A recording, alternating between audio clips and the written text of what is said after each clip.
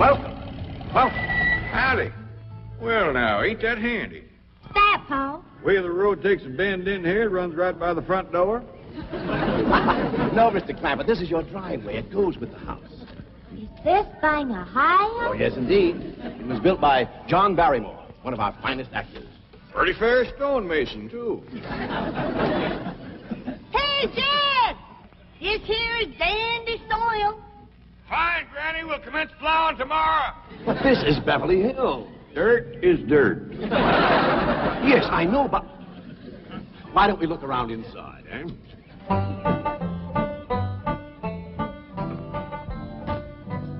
Well, here we are. I hope you're going to like this place I picked out for you.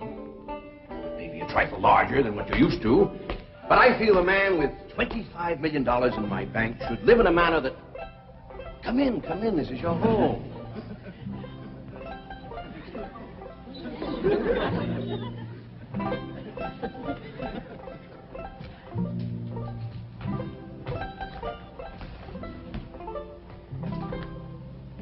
As I say, it may be a bit more than you're used to, but I'm sure you'll be comfortable.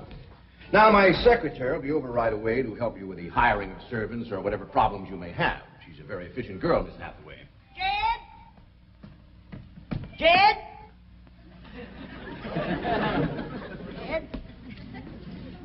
You and Jethro fetching my stove so I can get some victuals to cooking? You have a beautiful stove. Thank you. Fetch it in, Jed.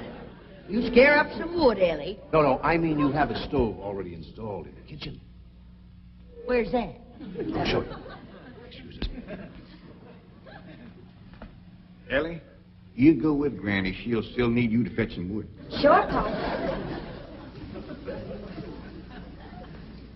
Uncle Jed, guess what? There's a whole nother house up here. Jethro, come down from there. Like as not that belonged to somebody else. Here we are. This is your kitchen. Oh, and here's the stove. The last word in food preparation. And speaking of food, you'll find everything you could possibly want stored right in here. See? Huh? Well, I'll leave you ladies to your culinary delights. Au revoir. Bon appetit. Talks gibberish. You said a great deal of store in this here stove, Granny. Well, we'll see. Ellie, you run out and fetch some wood. I'll get a fire to going in here and we'll see. Jethro, I hope it's all right for you to be missing school. Oh, sure, Uncle Jed. They ain't straight in the 5th grade. You're in the 5th grade already? Starting this year. It don't seem like no time at all since I went with your ma to get you started in the 1st grade. You was 6 years old. No bigger than that. We drove clean over to Oxford so you could go to the same school your pa went to. You wouldn't know that town today, Uncle Jed. Oxford? Yes, sir. Well, that town has growed and spread out and built up and just kept getting bigger and bigger. Where today, well, I bet you there must be at least 3 or 4 dozen people living there. A place like that's all right to visit, but I wouldn't want to live there. Can I be of any assistance? No, thank you, Mr. Drysdale. We were just talking about Jethro here getting back to school. Oh, well, we have some excellent educational facilities out here, Mr. Clampett. Where do you go to school, Jethro? Oxford. Yeah, you see, Jethro's ma, that's my cousin Pearl. She married an Oxford man, so naturally Jethro, he goes to school there, too. I'm the champion crawdad eater. At Oxford? Jethro put away 3 buckets of crawdads. 4. And he's learned to cipher and everything. Cipher some for Mr. Drysdale. 1 and 1's 2. 2 and 2's 4. 4 and 4 is 8. I have to take off my shoes to get any further than that. Never mind. I'm sure we're thinking of 2 different Oxfords. You see, there's one that's very, very famous and very old. That's where Jethro goes to school. Been there since pioneer days. That's how come it got its name. It's where the oxen used to ford the river. Folks took to calling it oxen ford, and later on it got shortened to Oxford. Well, I'll be running. Oh, by the way, here are your keys. My secretary should be over very soon. Well, thank you very much, Mr. Drysdale, for everything you've been doing for us. Oh, it's my pleasure, Mr. Clavitt. You see, I'm not only your banker, I'm your next-door neighbor. Well, say, now ain't that nice? Well, now, why don't you bring your missus over tonight for supper, and I'll have Granny womp up a mess of grits and hog jowl. Well, you see, right now my wife is in Boston. Well, that's too bad. When'll she be back? Not too soon, fortunately. I'll see you later. Well, thank you, Mr. Drysdale. So long. Uncle Jed, you reckon one of these days I can have me a little bitty old taste of Granny's moonshine? Now, Jethro, you know the family rule about Granny's moonshine? You get your first taste on your wedding day and not before. Well, Uncle Jed, that might be an awful long time. I ain't even got me no sweetheart. How come? Why, back home, every time I get me a girl, one of them there big fellas would take her right away from me. Maybe out here in Beverly Hills. Paul, could I please have the axe? I gotta split some wood for Granny. Pinch it, Jethro. Ain't this place got a wood pile? Not that I could find, but I found a whole row of black old dead tree trunks, pretty near as high as this height. Is it kind of big for you to tackle? Well, shucks, no, Paul. They're only this big around, and all trimmed and topped and strung together with the black rope, so as no matter which one you cut, the others keep it from falling. Somebody had a right smart idea there. Just the same, I think I'd rather have Jethro do the cutting. Oh, Paul, let me. Cutting trees and chopping logs ain't no work for a girl. I'm just as strong as Jethro. You ain't neither. I am so. You ain't neither. I am so, too. You want to wrestle? Darn too. Now, here. That ain't no fair fight. Somebody's gonna get hurt. Now, yeah, you see? You're getting too rough. Jethro. A person can get crippled from a hold like that. Get up from there. I can't, Uncle Jed. You turn him loose and get up from there before I take the strap to the boot. Now, here, you get out there and chop down one of them tree trunks and saw Granny some nice logs. Yes, sir, Uncle Jed. Could have whooped you if you hadn't tripped me. Okay? Come back here and sit down. I want to talk to you. Hooked and fired and square, and I'll do it again. You won't. That's what I want to talk to you about. Ellie Mae, you're getting too big to wrestle with boys. I ain't as big as Jethro. Big that way, I mean, growed up. You're a young lady now. You gotta start minding your manners and fixing your stuff up real nice and wearing dresses. Paul, folks would call me a sissy. It ain't sissy for girls to act like girls. You see, Ellie, I raised you like a boy, and I was wrong to do it. I reckon every man liked to have a son, and you was my only young'un. And when your ma passed away, I just decided to turn you into a boy. By the time Granny come to help out, you was too wild to tame. By thunder, you could outrun, out-climb, out-fight, and out-shoot every boy in them hills. Still can, Paul. Yeah, but it ain't fitting. It ain't right for folks to go against nature. Now look at old Duke. Reckon we could turn him into a cat? Of course not. That's right. Because nature made him into a dog. It's the same way nature made you into a girl. Here lately, she's getting more and more positive about it. You mean my ears is grown? No, nothing like that. You're pretty.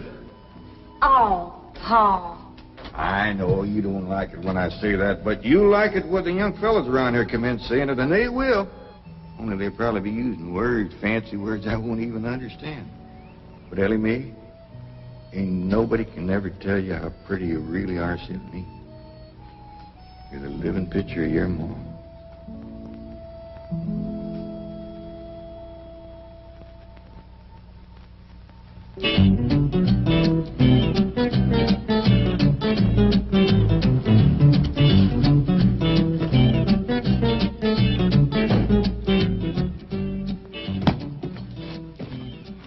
here. I thought you were going up to the Clampett estate. I didn't think it prudent for us both to be absent simultaneously. In the event of crises... The only crisis you have to worry about right now is keeping Mr. J.D. Clampett happy. Now get up there. Tell me, how did you like the flamingos?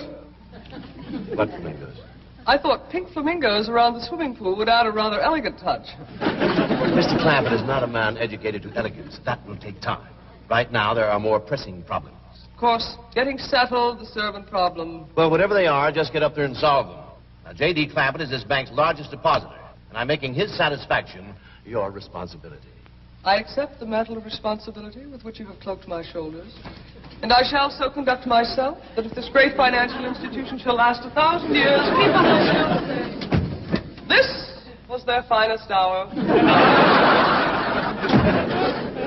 Handy wood, all right. Got a lot of pitch and tar in it. Ought to burn real good. Yeah. That flimsy grate holds up. Granny, this is the top of that tree trunk. You want I should split it up too? No, just leave it outside. Yes, sir. This place ain't even got a wood box. Yeah, folks don't need much wood out here. Remember what Pearl says? It don't get cold. Yeah, I remember. It might not get cold in the day, but it sure freezes solid at night. How you know? I show you how I know. Every bit of food in this here storage bin is froze harder than a rock. Yes. Look.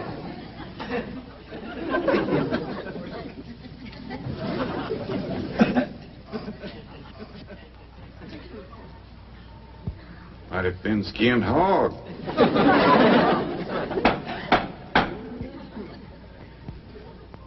But I'll be doggone.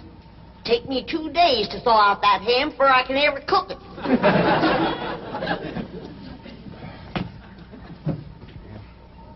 People ought to know better than store food up against the north wall. Tomorrow we'll dig us a root cellar and we put all this stuff in it. Jethro, go on out there and catch us a chicken. Okay, Uncle Jay.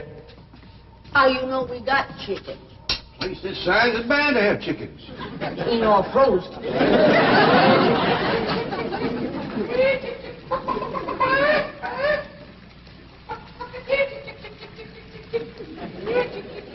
Chick, chick, chick, chick, chick, chick, chick.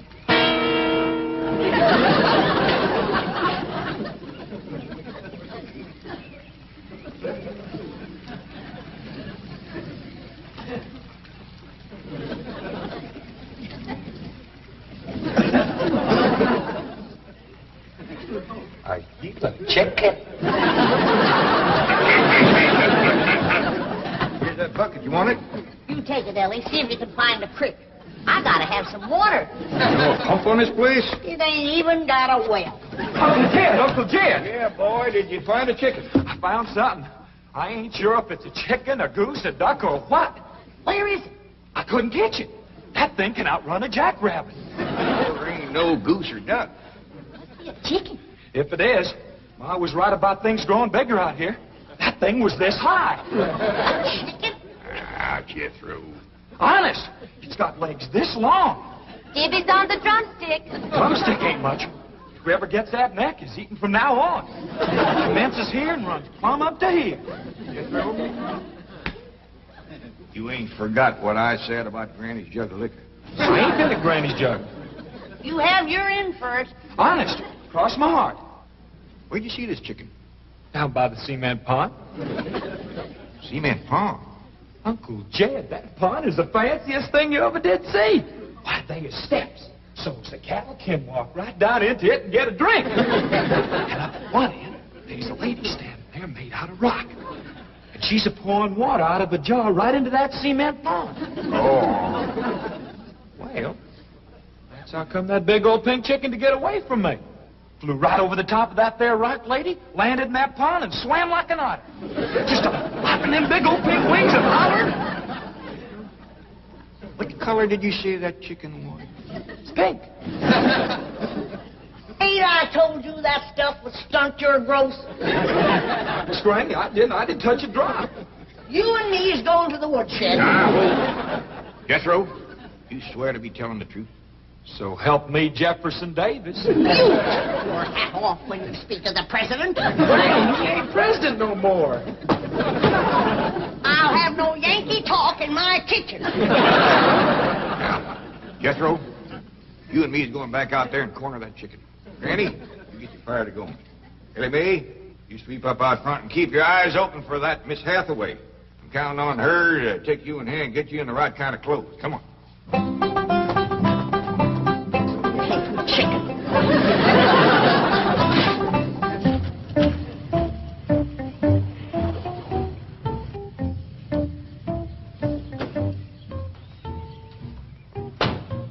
You there, young man? I ain't a young man, but I sure do thank you for thinking so. Good heavens, you're a girl. Yeah. I'm Jane Hathaway, executive secretary to Mr. Drysdale. And you, I take it, are a domestic of some sort? Cleaning girl, housemaid? Just what are your duties with Mr. Clampett? Well, he sent me out here to sweep up. But he said you'd take me in hand and get me in the right kind of clothes and everything. Indeed, I shall. We have a complete servant's wardrobe from chef to chauffeur. Come with me. What in the name of Thomas Chippendale is this? Has Mr. Clampett seen this disgraceful and unsightly mound of debris? Oh, yes, ma'am. This is all his. Oh, what charming antiques. Just like you said, Jethro. Rock lady pouring water into a cement pond. Yes, sir. And over there's where I seen that great big pink chicken. Only thing is, it don't sound like a chicken. It makes a kind of hollering noise.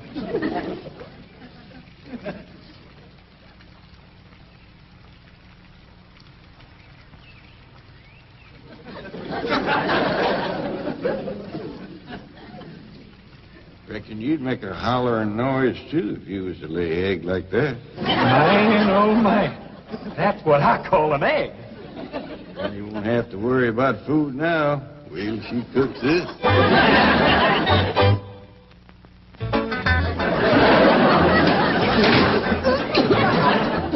That flame city stove don't draw worth nothing. Hey, Granny, look at this egg.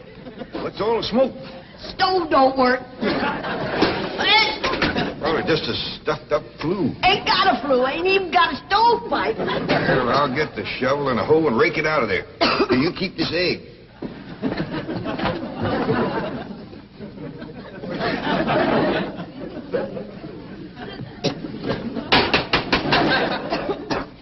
Just like everything else out here.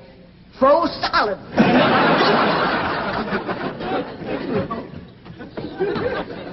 Really, my dear, you look quite charming. Well, I feel like a dead blamed fool. Oh. Just a moment. Get something, I'll be right back. Oh, that was my pa. I take it he's a gardener. Oh, yes, ma'am. Pa just can't wait to commence gardening. Perfect. However, as though I admire his enthusiasm, I must forbid him access through the main entrance. Now, tell me about the rest of the staff. Is there a chauffeur? A what? Someone who does the driving. Oh, yes, ma'am. That's Jethro. Of course, I don't reckon he can stay around very long. He's got to get back to Oxford and go to school. Oxford? He attends Oxford University? Well, he just calls it school. Pa went to school there, too. Oh, yes. Old school time. Great pride, those Oxford men. Sorry I couldn't stop before. Granny was having trouble in the kitchen. Pa, do I have to wear this here stuff that Miss Hathaway... No, there can be no appeal from Mr. Clampett's orders. Thank you, ma'am. Glad to see you taking the firm hand. Ellie Mae, that's right pretty. Makes you look taller. She's got me walking on pegs. We'll run in and show Granny. And get rid of those old clothes, dear. Granny, I presume, is the cook. Yes, ma'am, but she ain't too happy about it right now. I shall deal with her directly. Now, let's see. Maid, gardener, cook, chauffeur. Oh, I understand Jethro is an Oxford man. You bet he is. I'm quite anxious to meet him. Don't blame you. Fine-looking young feller. Single, too. And he's on the lookout for a girl. Oh. I am only interested in the intellectual rapport which I would naturally have with an Oxford man. I presume you went to Eton as a boy. If I know Jethro, he went to Eton the minute he was born. Yes, of course. I suppose his father matriculated him. I kind of think maybe it was his ma. Oh, well, no matter. At any rate, He's an eating man. That he is. Matter of fact, Jethro won the eating championship. Oh, marvelous. What was he champion of? Eating. Yes, I know. But what was it? Cricket? Oh, no, it was crawdad. I don't think even Jethro'd eat crickets. I was referring to the game of Kid, Kid, where's the axe? I bet you, Granny, you talk to Miss Hathaway. And just why does Cook need an axe? I've hit this with everything I could lay a hand to. I even whomped it with an iron skillet. You are supposed to hit it with a croquet mallet. All right, where is it?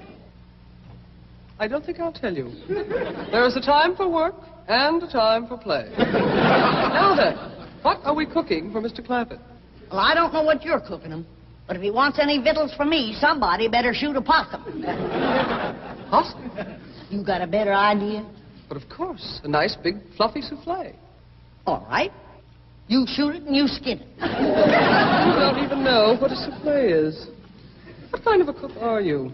I'm a cook with a stove that don't draw, food that's froze solid, chickens that can't be caught, eggs that can't be broke, and a smart alecky city woman telling me my business. That's what kind of a cook I am. Mind your tongue, little woman. I can have your job. You sure can, and the sooner the better. Jethro's coming, and just wait till you see what he's got. Thank heaven.